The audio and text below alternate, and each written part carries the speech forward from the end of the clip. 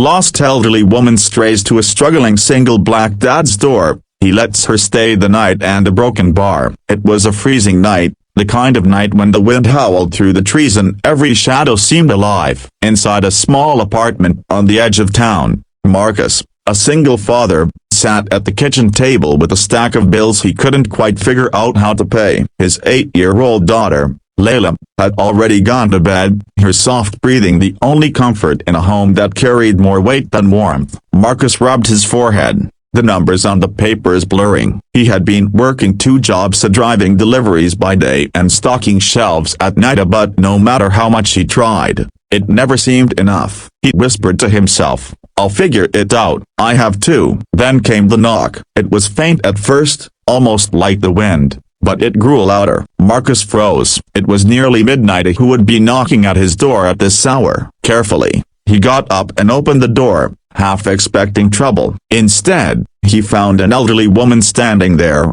her thin coat wrapped tightly around her, her gray hair messy, and her eyes full of confusion.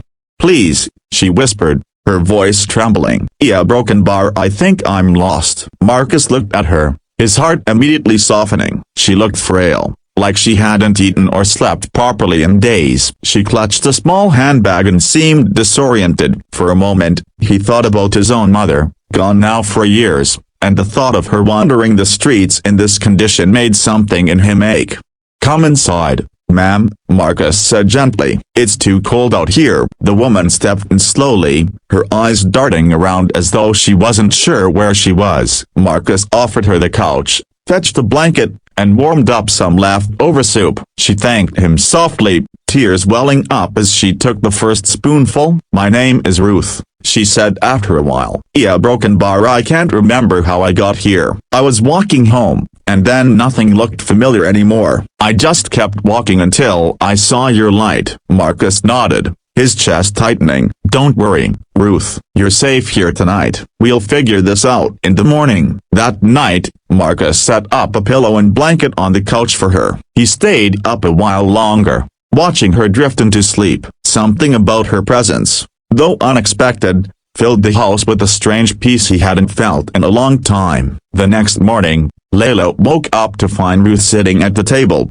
humming softly while folding napkins. Layla, curious and bright, asked, "Daddy, who is she?" Marcus explained, and Layla smiled, instantly accepting the woman as if she were family. The day wasn't easy, though. Marcus had to call in late to work to take Ruth to the police station and see if anyone had reported her missing. They discovered she had early stages of memory loss and had been wandering for hours. The officers promised to track her family, but in the meantime, they suggested Ruth should not be left alone. Marcus faced a decision. He could have walked away, said he had no time yet. After all, he was already struggling, but when he looked at Ruth, he couldn't. He brought her back home, telling himself it would only be until her family was found. Days turned into a week. Ruth became part of their routine. She helped Layla with homework, told stories about her youth, and filled the kitchen with the smell of fresh cornbread and stews. Meals Marcus hadn't had the time or energy to cook. Marcus noticed Layla laughing more, her loneliness easing in ways he hadn't been able to manage on his own. But challenges grew heavier. Marcus missed extra shifts because he couldn't leave Ruth alone,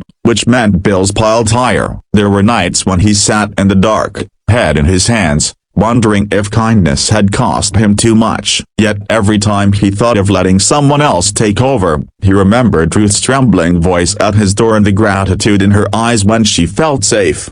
One night, Ruth found him sitting at the table, exhausted. She placed her hand over his and said, "You've given me more than a roof, Marcus. You've given me family again. Don't think it's one-sided." The very next day, Ruth's family was located. Her daughter, living hours away, rushed to town. When she arrived, she broke down in tears, hugging both Marcus and Layla, thanking them for their care. She explained how Ruth had been slipping away more each day, and she feared she'd lose her completely. Before leaving, Ruth held Marcus's face in her frail hands. "You reminded me what kindness looks like. You reminded me of my own son, who I lost years ago. I won't forget you." As Ruth and her daughter drove away, the apartment felt strangely empty. But something had shifted. Marcus realized that despite the bills, despite the hardships, He had shown his daughter something money couldn't buy: the value of compassion.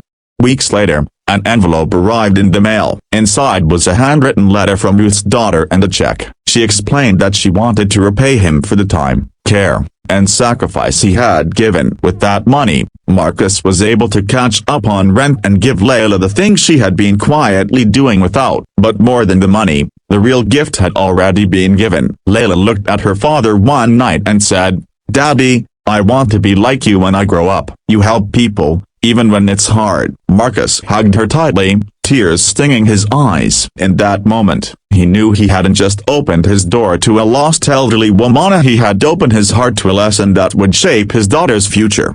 And that was worth more than anything else.